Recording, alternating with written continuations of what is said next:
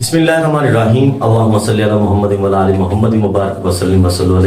Dear students, उम्मीद करता हूँ आप खुशबाश होंगे, ठीक ठाक होंगे और अल्लाह से दुआ करता हूँ अल्लाह पाक आपको और हम सबको दुनिया और आखिरत के हर इम्तिहानात में कामयाबी अता फरमाए। डियर स्टूडेंट्स, जैसा कि आपको मालूम है कि हम अकाउंटिंग की एक सीरीज चला रहे हैं। तो पिछली वीडियो में हमने पढ़ा था कि ट्रांजैक्शन क्या होती है और उसकी टाइप्स क्या होती हैं। आज की वीडियो में हम अकाउंटिंग का एक और वेरी इंपॉर्टेंट टॉपिक आपके सामने पेश करेंगे और उस टॉपिक का नाम है डिस्काउंट। डिस्काउंट कहते हैं रायत को। जब भी आप कोई कारोबार करते हैं तो आपको कभी रायत देनी पड़ती है। आप कोई ऐसा कस्टमर आता है जिसको आप कुछ ना कुछ रायत करते हो ताकि वो मजीद कस्टमर बना रहे, क्योंकि कस्टमर से हम दो ही चीजें तो चाहते हैं। पहली चीज रिटेंशन, के वो कस्टमर हमारा ही बना रहे, और दूसरी चीज लॉयल्टी, वो हमारा वफादार भी रहे, यानी कि वो तो हमारा बना ही हुआ है, वो और कस्टमर हमारे पास लेके आए। तो कहा जाता है ना कि कस्टमर इज ऑलवेज राइट, कि जो ग्राहक है वो हमेशा दुरुस्त होता है। तो ग्राहक को ठीक रखने के लिए, ग्राहक को अपना बनाए रखने के लिए, उसकी रिटेंशन हासिल करने के लिए, उसकी लॉयल्टी अचीव करने के लिए हमें उसे कुछ ना कुछ रायत देनी पड़ती है, ताकि उसे भी पता चले कि नहीं, हम भी उसके लिए लॉयल हैं, हम भी उसके साथ कोऑपरेट करते हैं, अकोमोडेट उसे करते रहते हैं। तो आइए स्टूडेंट्स, आज की वीडियो में हम पढ़ते हैं डिस्काउंट क्या है। वेरी इंपॉर्टेंट होने जा रही है, अकाउंटिंग का बेसिक लेक्चर में से एक बहुत वेरी इंपॉर्टेंट लेक्चर है। तो वीडियो में आगे बढ़ने से पहले वही रिक्वेस्ट करूंगा, चैनल को सब्सक्राइब कर लीजिए, वीडियो अच्छी लगे तो लाइक भी कीजिएगा और आगे शेयर भी कीजिएगा। आगे बढ़ते हैं। डिस्काउंट क्या है? रायत देना, किसी को कुछ रायत देना या किसी से कुछ रायत ले लेना, उसे हम डिस्काउंट कहते हैं। ठीक है, अब डिस्काउंट की अकाउंटिंग में हम दो बेसिक टाइप्स पर डिस्कस करेंगे आज।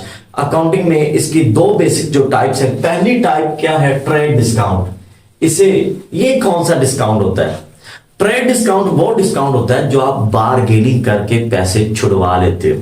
मैं अक्सर बच्चों को समझाता हूं कि भाई ये जो डिस्काउंट है ना, ये अक्सर जो है ना, इसमें जो हमारी फीमेल हजरात हैं वो इसमें माहिर होती हैं। वो अक्सर दुकानदारों से, हमारे पंजाब में तो ऐसा होता है और बाकियों में पता नहीं कैसा होता होगा, तो अक्सर वो दुकानदार से इतनी बहस करवाती हैं, पैसे कुछ ना कुछ छुड़वा लेती हैं। और दुकानदार भी आगे से बड़े तेज होते हैं, वो पहले ही बहुत ज्यादा रेट बता देते हैं ताकि जो उसे पता होता है अपने कस्टमर्स की नेचर का।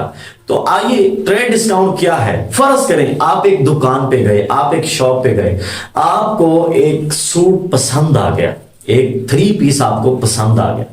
आपने दुकानदार से पूछा, भाई ये 3 पीस कितने का है? तो उसने आपसे डिमांड किया कि ये जो 3 पीस है ये 16,000 रुपए का है, 16,000 इसकी प्राइस है। उसके ऊपर टैग भी लगा था, उसके ऊपर लिखा था ₹16,000, 16,000 रुपए। अब जाहिर बात है, आप भी समझते थे कि इसने जो लिखा है इसकी ये कीमत नहीं है। चुनाचे आपने उसे कहा, भाई मुझे क्या डिस्काउंट दोगे? चुनाचे वो बात चलती आपने उसे कहा, मैं इसका 10,000 दूंगा या 10,000 पे करूंगा। दुकानदार ने कहा, नहीं, इतने में हमारी बात नहीं बन सकती। चुनाचे आप दोनों की बात बनती आपकी बात यहां पर पहुंची कि आपको वो जो 3 पीस है वो 13,000 में मिल गया। 13,000 में वो जो शॉपकीपर है वो देने पर एग्री हो गया, रजामंद हो गया। अब बताइए, जो उसने 16,000 आपको बोला और 13,000 में ये 3 पीस दे दिया, क्या उसे कोई लॉस हुआ है? कभी नहीं, उसे लॉस नहीं हुआ होगा, क्योंकि उसने पहले ही रेट ज्यादा लिखा हुआ था। उसे पता था कस्टमर आएगा और मुझसे डिस्काउंट करवाएगा, और ऐसा करने से कस्टमर को लगेगा कि वाकई दुकानदार तो मेरे साथ बड़ा ही कोऑपरेट कर रहा है और मुझे पैसे छोड़ रहा है, और इस तरह वो कस्टमर की मोहब्बत भी हासिल कर लेगा और कस्टमर से अपना प्रॉफिट भी जनरेट कर लेगा। तो स्टूडेंट्स, ये जो 3,000 उसने छोड़ा आपको, उसने आपको रायत दे दी, इसे कहते हैं ट्रेड डिस्काउंट। ठीक है, उस 3 पीस के ऊपर जो टैग लगा था, उसका जो रेट लगा था, उसकी जो फिक्स प्राइस लगी थी वो 16,000 लगी थी। उसने आपको उसमें से 3,000 रुपए डिस्काउंट दे दिया और 13,000 आपसे ले लिए। ये जो 3,000 उसने आपसे लिया, इसे हम ट्रेड डिस्काउंट कहते हैं और इसे बुक्स ऑफ अकाउंट्स में दर्ज नहीं करते। इसे बुक्स ऑफ अकाउंट्स में दर्ज नहीं करते, क्योंकि ये एक टेम्परेरी होता है। इससे शॉपकीपर को कोई नुकसान, कोई एक्सपेंस नहीं हुआ, ठीक है, उसका कोई खर्चा, कोई लॉस नहीं हुआ ये, और आपको भी कोई प्रॉफिट इसका नहीं हुआ, क्योंकि ये सारी चीजें एक टेम्परेरी थी। तो चुनाचे स्टूडेंट्स, इसको हम बुक्स ऑफ अकाउंट्स में दर्ज नहीं करते। ये डिस्काउंट की पहली टाइप है, ट्रेड डिस्काउंट। मैं बार बार समझा रहा हूं कि ट्रेड डिस्काउंट वो होता है कि जो आपकी चीजों की लिखी हुई कीमत में जो दुकानदार या सेलर अपने बायर को या परचेजर को कुछ पैसे छोड़ दे, उसे हम ट्रेड डिस्काउंट कहते हैं। इसे बुक्स ऑफ अकाउंट्स में दर्ज नहीं करते।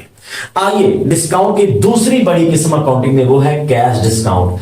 ये नाम की तो कैश डिस्काउंट है, लेकिन ये उधार लेन देन पर दिया जाता है। वो कैसे, मैं आपको एक मिसाल समझाता हूं, उस मिसाल से आपको समझ आ जाएगा जी। फर्ज करें एक लड़का है जिसका नाम है अली।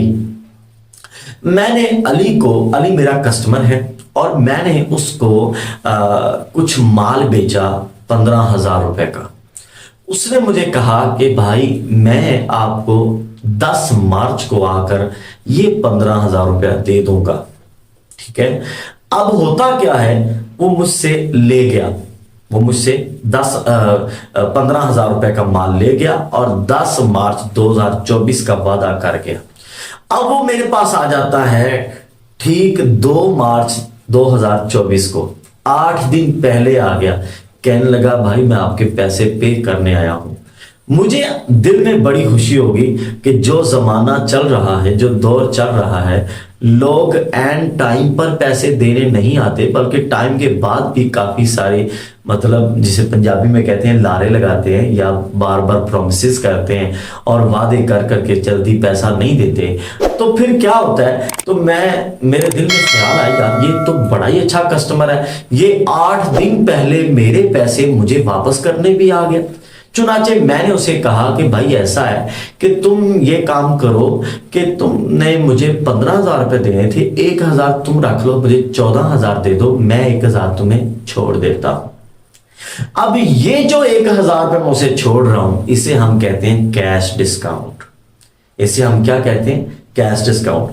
अब मैं उसे डिस्काउंट दे रहा हूं, मेरे लिए ये डिस्काउंट अलाउड है, और उसे डिस्काउंट मिल रहा है, उसके लिए ये क्या है, डिस्काउंट रिसीव है। उसके लिए, अली के लिए ये डिस्काउंट रिसीव है, मेरे कस्टमर के लिए, और मेरे लिए डिस्काउंट अलाउड है।